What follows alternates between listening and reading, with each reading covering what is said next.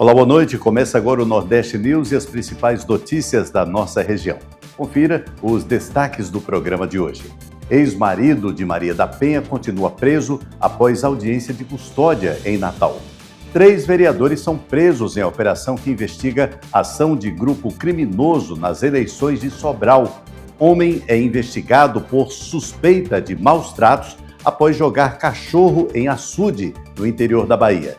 E Fernando de Noronha celebra 523 anos com festa, música e homenagens. O Nordeste News está no ar.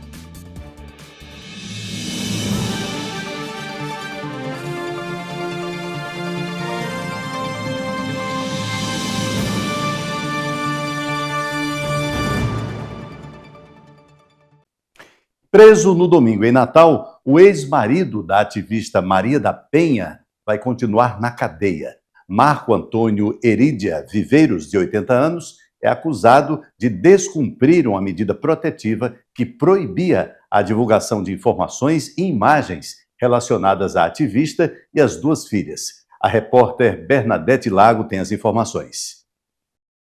Pois é, a manutenção da prisão de Marco Antônio Herídia Viveiros foi decidida pela juíza Marina Melo durante a audiência de custódia realizada nesta segunda-feira na Central de Flagrantes, no Tribunal de Justiça aqui do Rio Grande do Norte.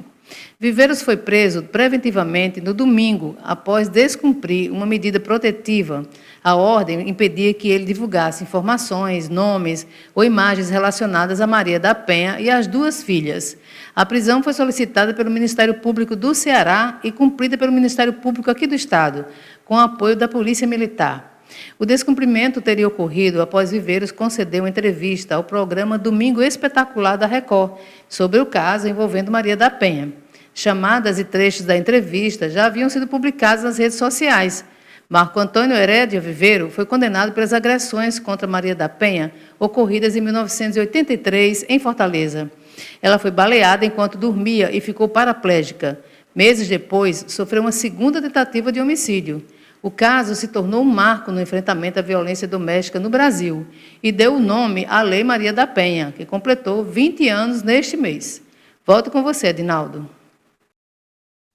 Câmeras de segurança registraram o momento em que a influenciadora digital Léa Reis, mulher trans de 29 anos, foi agredida durante uma confusão em um bar de Balsas, no Maranhão. O caso aconteceu no domingo e as 2 envolvidas apresentam versões diferentes sobre o que teria motivado o episódio.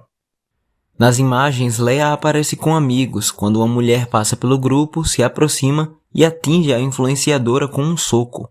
Léa afirma que foi vítima de transfobia e que recebeu socos no rosto sem entender a razão.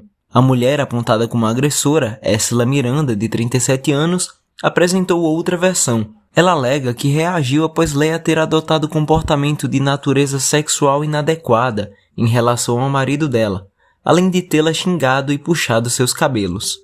Uma segunda câmera mostra outra confusão logo depois, quando Léa e outras pessoas se aproximam para cobrar explicações.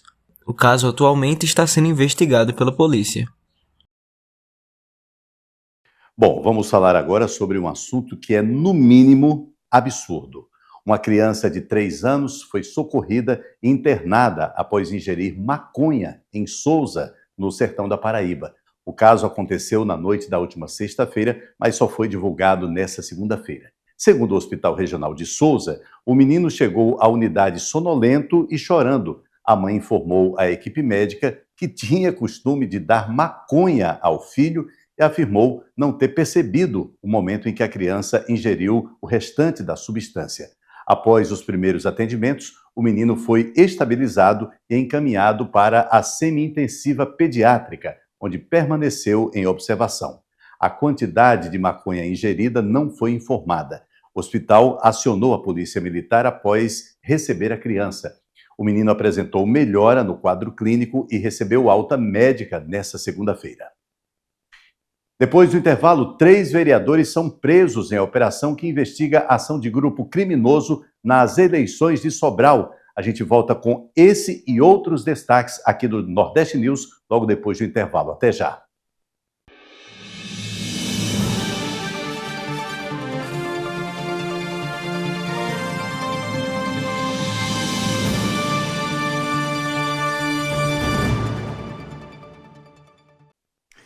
Já estamos de volta com o Nordeste News e as principais notícias da nossa região.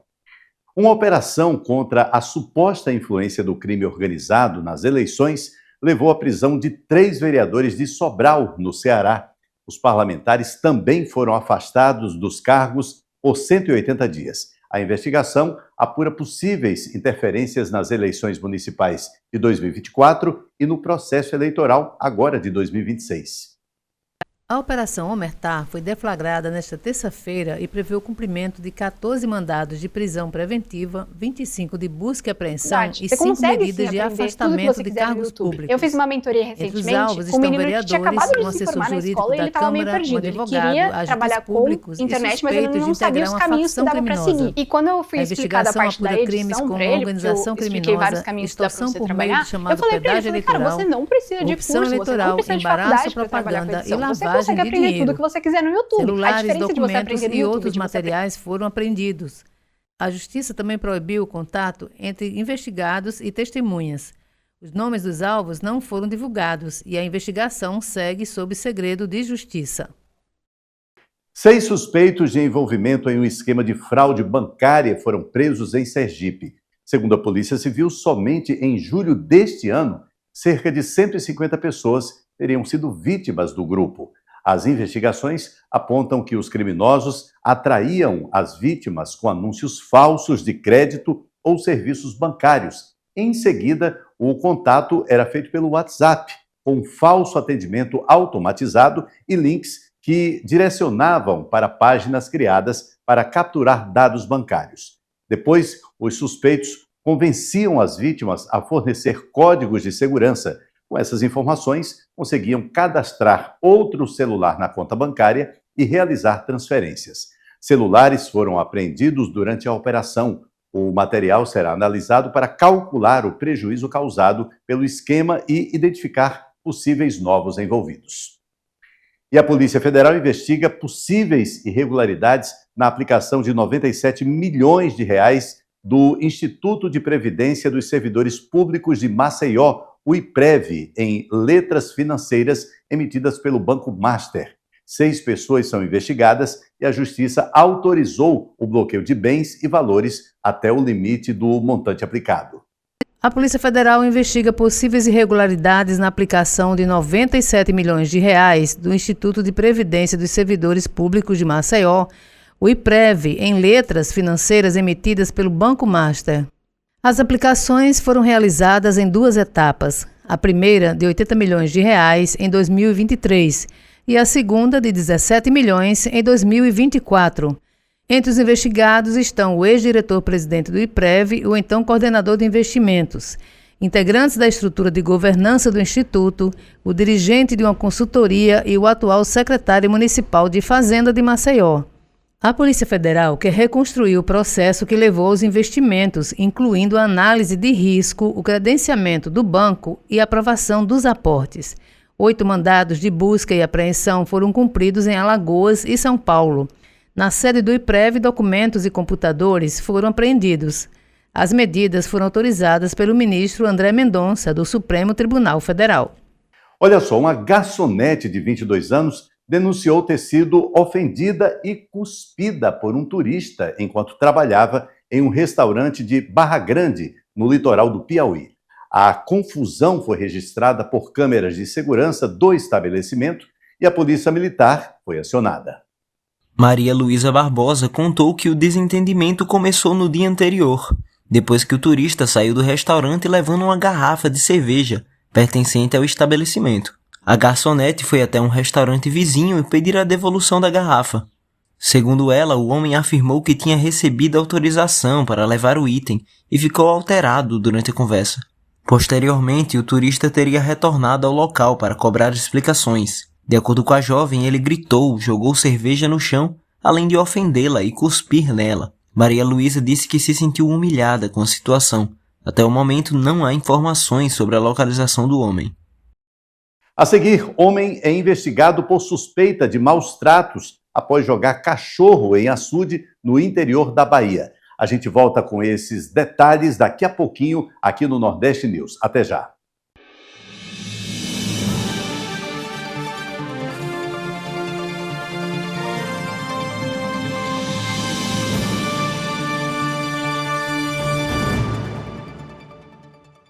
Já estamos de volta com o Nordeste News, levando até você as principais notícias da nossa região, sempre agradecendo a sua audiência.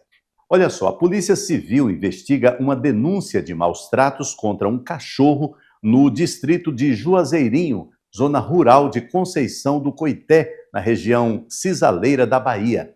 Imagens que circulam nas redes sociais mostram um homem segurando o animal pelo pescoço e o arremessando diversas vezes em um açude. Segundo informações preliminares, o próprio homem envolvido na ação teria publicado o vídeo na internet.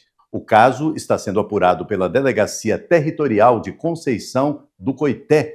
Até o momento não foram divulgadas informações sobre a identificação do suspeito ou sobre o estado de saúde do animal. Pela Lei de Crimes Ambientais, maus-tratos contra cães e gatos podem resultar em pena de até 5 anos de reclusão, além de multa e proibição da guarda do animal. Fernando de Noronha celebrou 523 anos com uma festa que uniu história, cultura e tradição. Moradores e turistas se reuniram no Porto de Santo Antônio para cantar parabéns, cortar o bolo e acompanhar uma programação marcada por música, dança e homenagens. A celebração também teve um momento de emoção. O pescador José Benedito da Silva Júnior, conhecido como Cenourinha, que morreu no domingo após sofrer um infarto durante um mergulho, foi homenageado com 1 minuto de silêncio. Depois do corte do bolo, a cultura ganhou o palco. O grupo Mulheres que Bailam apresentou um espetáculo de dança flamenca em referência à passagem dos ciganos pela ilha. O Maracatu Nação Noronha celebrou a cultura pernambucana. A programação ainda contou com recital de canto e poesia, além de shows de fly, forró do moído e artistas locais. Olha só que achado para a cultura brasileira. Quase 40 anos depois da morte de Luiz da Câmara Cascudo, o maior folclorista brasileiro continua surpreendendo. Pesquisadores do Instituto Ludovicus, em Natal, encontraram 10 livros inéditos do escritor, entre eles um livro de poemas que o próprio Cascudo decidiu esconder há mais de 100 anos. A repórter Juliana Silva tem as informações. O trabalho de garimpo no acervo de Câmara Cascudo começou em 2016 com a digitalização de cerca de 15 mil cartas trocadas pelo escritor com intelectuais do Brasil e do mundo. Depois disso, a equipe do Instituto Ludovicus passou a organizar outros 20 mil documentos preservados na antiga residência do escritor em Natal, e foi nessa etapa, concluída em 2023, que surgiram os 10 livros inéditos. Entre eles estão obras sobre as ruas da cidade do Natal, a história antiga de Ceará-Mirim, a literatura norte-rio-grandense e até uma peça de teatro ainda sob análise para confirmação de autoria. Mas o que mais surpreende os pesquisadores é um livro de poemas batizado de Caveira no Campo de Trigo, que o próprio Cascudo escondeu ainda em 1925, como revelou em carta ao amigo Mário de Andrade. Segundo a neta do escritor, Daliana Cascudo, e que preside o Instituto, a descoberta revela facetas ainda pouco conhecidas do avô, autor de mais de 150 livros e uma referência mundial nos estudos sobre folclore e cultura popular. O primeiro dos inéditos, Ruas da Cidade do Natal, já foi publicado em 2025 e os demais devem chegar ao público de forma gradual. Daí, Edinaldo, o eterno mestre Câmara Cascudo, sempre nos surpreendendo, mesmo anos depois do seu encantamento, expressão que o próprio Cascudo usava para referir-se à morte. Retorno com você, Edinaldo. Muito obrigado, Juliana, pelas informações. Realmente um grande achado para a cultura brasileira. E o Nordeste News desta terça-feira vai ficando por aqui. Nós temos um novo encontro amanhã, a partir das 18 horas. Até lá!